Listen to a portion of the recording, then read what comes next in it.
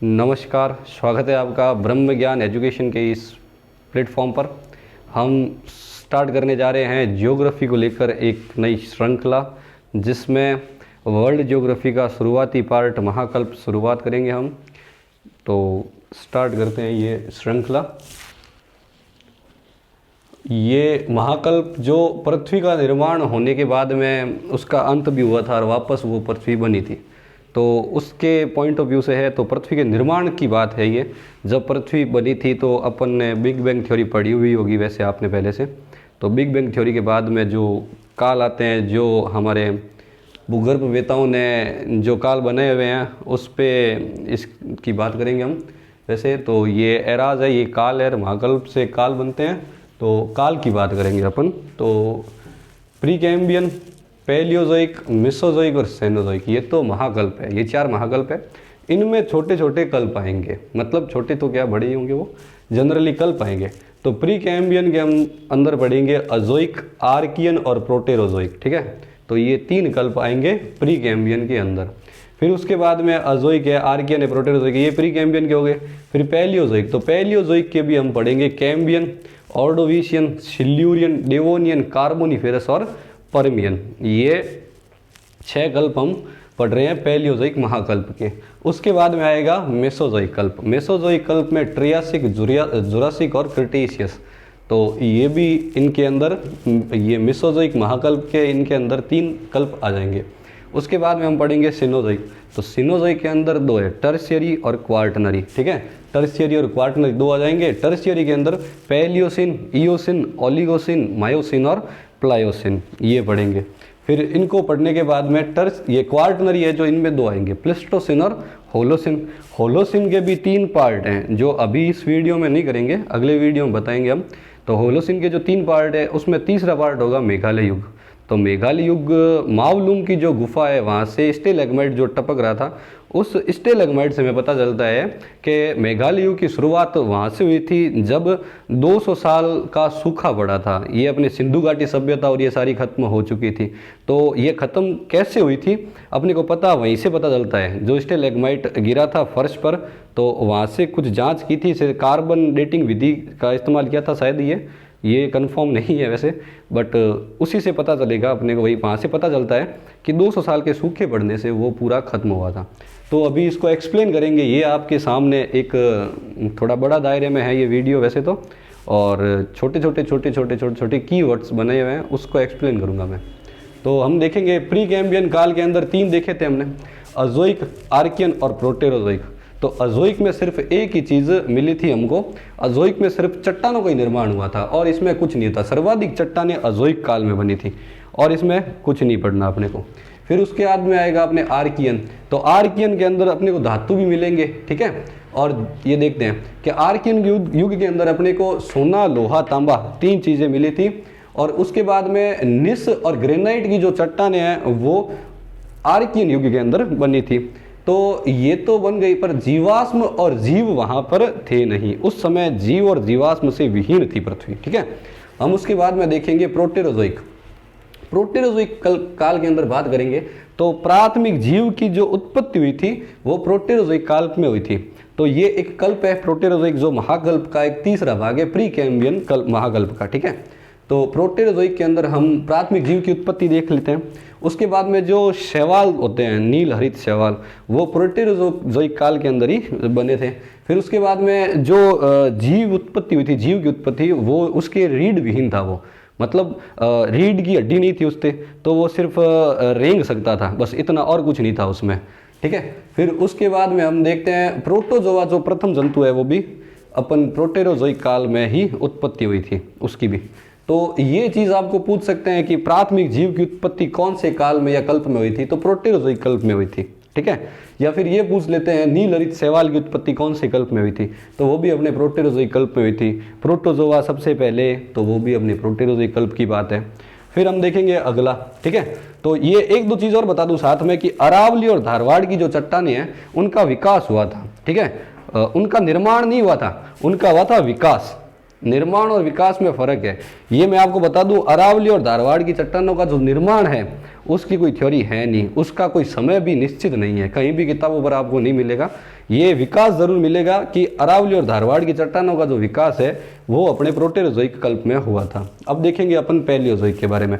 तो इनके बारे में जो आपसे प्रश्न पूछेगा वो यहाँ से निकल सकता है। आर्कियन की एक बात और बता दूं मैं आपको कि अमीनो अम्ल की उत्पत्ति भी आर्कियन काल में हुई थी और वहाँ पे चर्नियन हलचलें हुई थी। ठीक है, हलचलें क्या होती है मैं आपको बता देता हूँ। जैसे चर्नियन हलचलें हुई है, आगे और भी नाम आएंगे हलचल के। तो जैसे ये पर्वत है तो एक दूसरे से टकरते हैं, टकरने के बाद में वापस जाते हैं, आगे आते हैं, वापस जाते हैं, तो बीच में दरारें पड़ती हैं उनके, जिससे ब्लॉक पर्वतों का भी निर्माण होता है। तो ये जो हलचलें हैं वो इसी को कहते हैं कि पृथ्वी के हिलने के कारण अलग अलग जगह पर पृथ्वी के हिलने के कारण पर्वतों का निर्माण होता है, या फिर पर्वतीकरण होता है, या फिर वो अलग करके और ब्लॉक पर्वत का निर्माण कर देते हैं। तो ये हलचलों के बारे में थोड़ा सा ये मैंने आपको डिफाइन किया है, बट आगे देखेंगे इसके बारे में और थोड़ा। हम देखेंगे पैलियोजोइक कल्प के बारे में। ये पैलियोजोइक तो महाकल्प है, इसके जो कल्प पैच हैं तो उसके बारे में पढ़ते हैं। तो कैम्ब्रियन, ठीक है ना, कैम्ब्रियन में क्या हुआ था ये देखते हैं। अवसादी चट्टानें बनी थी, ठीक है, और विंध्याचल की उत्पत्ति भी कैम्ब्रियन काल में हुई थी, इसमें और तो कुछ ऐसा है नहीं। उसके बाद में ऑर्डोविशियन की बात करते हैं। तो ऑर्डोविशियन में क्या हुआ था, हलचलें हुई थी टेकोनियन हलचलें। ऑर्डोविशियन में कौन सी हलचलें हुई थी, टेकोनियन हलचलें हुई थी ऑर्डोविशियन के अंदर, ये आपको ध्यान में रखना है। उसके बाद में क्या हुआ था, जो यूएसए है अमेरिका, वो आधे से ज़्यादा पानी में डूब गया था उस समय, ठीक है।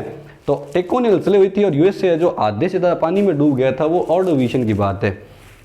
और उसी के कारण टेकोनियन पर्वत का उद्गम भी हुआ था उस समय, ठीक है। फिर हम देखेंगे आगे सिल्यूरियन काल। सिल्यूरियन काल के बारे में पढ़ते हैं। तो पहले सिल्यूरियन काल के बारे में पढ़ते हैं। तो कैलिडोनियन हलचलें हुई थी अपने सिल्यूरियन काल के अंदर।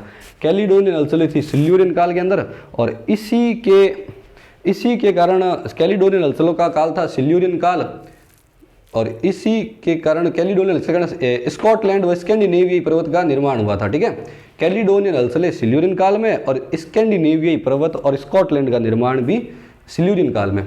हम देखेंगे अब डेवोनियन काल के बारे में। तो डेवोनियन काल के अंदर हमें फिश एज मिलेगा, ठीक है। फिश एज में कैलिडोनियन हलचलें हुई थी और ऊंचे पर्वत का निर्माण हुआ था। इसे फिश एज इसलिए कहते हैं क्योंकि डेवोनियन काल में मछली की उत्पत्ति हुई थी, ये अपने को ध्यान रखना है। फिर हम देखेंगे डेवोनियन काल, कार्बोनिफेरस काल की बात है। तो कार्बोनिफेरस काल में बड़े बड़े वृक्ष का निर्माण हुआ था, बड़े बड़े पेड़ निकल गए थे, बड़े बड़े पेड़ बने थे, और आर्मोनियन हलचलें हुई थी, ठीक है। तो याद रखना, कार्बोनिफेरस काल में बड़े बड़े वृक्ष और आर्मोनियन हलचलें हुई थी। उसके बाद में पेनसिल्वानियन था मिसिसिपियन। तो कार्बोनिफेरस काल को दो भागों में बांटा गया है, ठीक है। पेनासिल्वानियन और मिसिसिपियन दो भागों में बांट दिया इसको। उसके बाद में अपन परमियन काल है, तो परमियन काल के बारे में थोड़ा सा बाद में पढ़ेंगे। अभी इसके बारे में अभी डिटेल्स में क्या समझाऊं, हम देखेंगे अभी आगे में मेसोजोइक के बारे में। तो मेसोजोइक में ट्रियासिक, जुरासिक और क्रिटेशियस 3 काल है। तो ट्रियासिक, जुरासिक और क्रिटेशियस है। ट्रियासिक काल को अपन बोलेंगे एज ऑफ रेप्टाइल्स, जो रेंगने वाले होते हैं, ठीक है। प्लस यहाँ पे विकास हुआ था, एज ऑफ रेप्टाइल्स का विकास यहाँ पे हुआ, ये ध्यान रखना। और एज ऑफ रेप्टाइल्स मतलब रीढ़ विहीन जो जीव थे उनकी उत्पत्ति कहाँ पे हुई थी, तो वो हुई थी अपने प्रोटेरोजोइक काल में। प्रोटेरोजोइक काल में उनकी उत्पत्ति हुई थी, परंतु विकास उनका हुआ था ट्रियासिक काल में, ये ध्यान रखना। थोड़ा लंबा गैप है बहुत, बट ये है। और आर्कियोप्टेरिक्स वनस्पति, ये वनस्पति नहीं है सॉरी, आर्कियोप्टेरिक्स एक कह सकते हैं इसको, वो उड़ने वाला डायनासोर कह सकते हैं उसको, वो आर्कियोप्टेरिक्स कहते हैं उसको। वैसे उड़ने वाले डायनासोर को कहते हैं आर्कियोप्टेरिक्स, ठीक है। और उसके बाद में हम देखेंगे जुरासिक काल। तो जुरासिक काल का नाम जुरा पर्वत के आधार पर ही पड़ा है वैसे तो, और डायनासोर प्लस लॉबडर का विकास है जो इस समय हुआ था। तो यह ध्यान रखना कि ट्रियासिक काल में तो डायनासोर की उत्पत्ति हुई, ठीक है, और जुरासिक काल में उनका विकास हुआ, ठीक है, और क्रिटेशियस काल में उनका अंत होना शुरू हो गया। इनका अंत कैसे हुआ, दरारी उद्भेदन के कारण। दरारी उद्भेदन के जो लावा बाहर आया था, तो लावा के आने से ही सारे जो रीढ़ विहीन भी थे, रीढ़ वाले भी थे, तो डायनासोर सबसे ज़्यादा खत्म कब हुए थे, क्रिटेशियस काल में आने से डायनासोर खत्म हो गए। अभी स्केलेटन मिलते हैं उनके, और तो है क्या पे। और अभी देखेंगे हम क्रिटेशियस काल के बारे में। जुरासिक काल में अपन ने पढ़ लिया, जुरा पर्वत का नाम भी जुरासिक काल के अकॉर्डिंग ही पढ़ा है, और डायनासोर और लॉबस्टर दोनों का विकास भी इसी काल में हुआ था। और इस आगे देखिए कि क्रिटेशियस काल है, तो क्रिटेशियस काल में अपन ने एक चीज़ तो अपन ने पढ़ ली थी पहले ही, कि क्या पढ़ी थी अपन ने, क्रिटेशियस काल के अंदर डायनासोर खत्म हो गए थे। पर हम आगे ऐसा बढ़ते हैं कि क्रिटेशियस काल में 2-3 चीज़ें ऐसी हैं कि एंजियोस्पर्म जिसे आवर्त बीजी कहते हैं, उनका भी निर्माण इसी काल में हुआ। और रॉकीज प्लस एंडीज पर्वत है वो भी क्रिटेशियस काल में ही बने थे, ध्यान में रखना। ये हो गया अपने क्रिटेशियस काल में मेसोजोइक महाकल्प कंप्लीट। अपन देखें सिनोजोइक, सिनोजोइक को 2 भागों में बांटेंगे, टर्शियरी और क्वार्टनरी के अंदर, ठीक है। तो टर्शियरी के अंदर पैलियोसिन, इयोसिन, ओलिगोसिन, मायोसिन और प्लायोसिन, ये 5 भाग है। और क्वार्टनरी, तो क्वार्टनरी में प्लिस्टोसिन और होलोसिन, तो प्लिस्टोसिन और होलोसिन, होलोसिन के 3 भाग आएंगे, वो हम आपको आगे बताएंगे। वो मैंने स्टार्टिंग में भी आपको बताया था कि होलोसिन के 3 भाग है, उसमें भी मेगाल युग की बात हुई थी, अपनी स्टेलेग्माइट की बात हुई थी, माओलुम की गुफा की बात हुई थी, 200 साल पुराने जो सूखे पड़ने से सिंधु घाटी सभ्यता खत्म हुई थी, तो उसकी भी बात हुई थी, मेघालय युग की बात चल रही थी, वो बात हो रही थी। तो मैंने आपको ये छोटा सा फॉर्मेट समझाया इसके बारे में। ये वैसे कंप्लीट तो है नहीं, ये आधा है, आपको आधा अगले वीडियो में हम कराएंगे, बट ये एक छोटा सा फॉर्मेट आपको हमने समझा दिया है। Thank you.